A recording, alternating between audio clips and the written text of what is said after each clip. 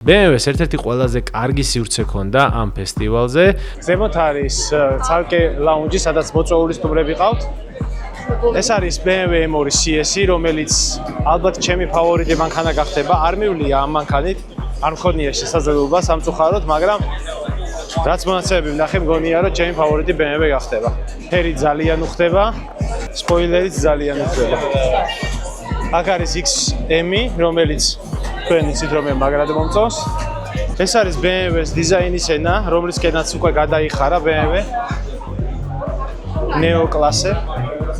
და მე ძალიან მომწონს ეს დიზაინის ენა, იმიტომ რომ 60-იანი წლები გააცოცხლეს. აქ ახლა არც ისე ლამაზად ჩანს ეს კონცეპტ მანქანაში, მაგრამ რეალური მანქანაც ნახე და რეალური მართლა მაგარია.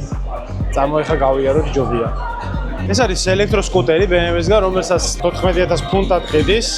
აი ესე გამოიყურება, რაღაც ფუტურისტული ტიპია. ეს კი სტრიტ ბაიკის მაგვარი რაღაც. ფაქტობრივად სკროლია რა, ოღონდ ზიხარზე. მოდი ავიდეთ მეორე სართულზე, შევხედოთ რა ხდება. მეორე სართულზე სრულად ელექტრომობილებია წარმოდგენილი. სპორტული i4 M60.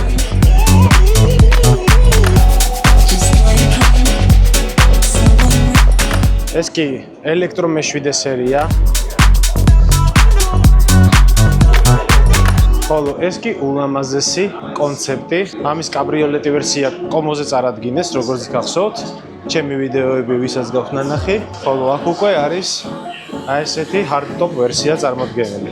ამასობაში ძალიან დამცხადა გამახსენდა, რომ BMW გამაგრილებელ სასმელებს თავაზობს ლაუნჯის სტუმრებს. BMW-ს ლაუნჯში ამოვედი. აქ რო ამოხვედი აუცილებლად BMW უნდა ყავდეს და მეთქი საუკეთესო BMW მყავს, რომელიც ოდესმე შექმნილა თქო და ვაჩვენე ჩემი Mercedes-ის ფოტო. გაეციანეთ და შეუბიშვეს.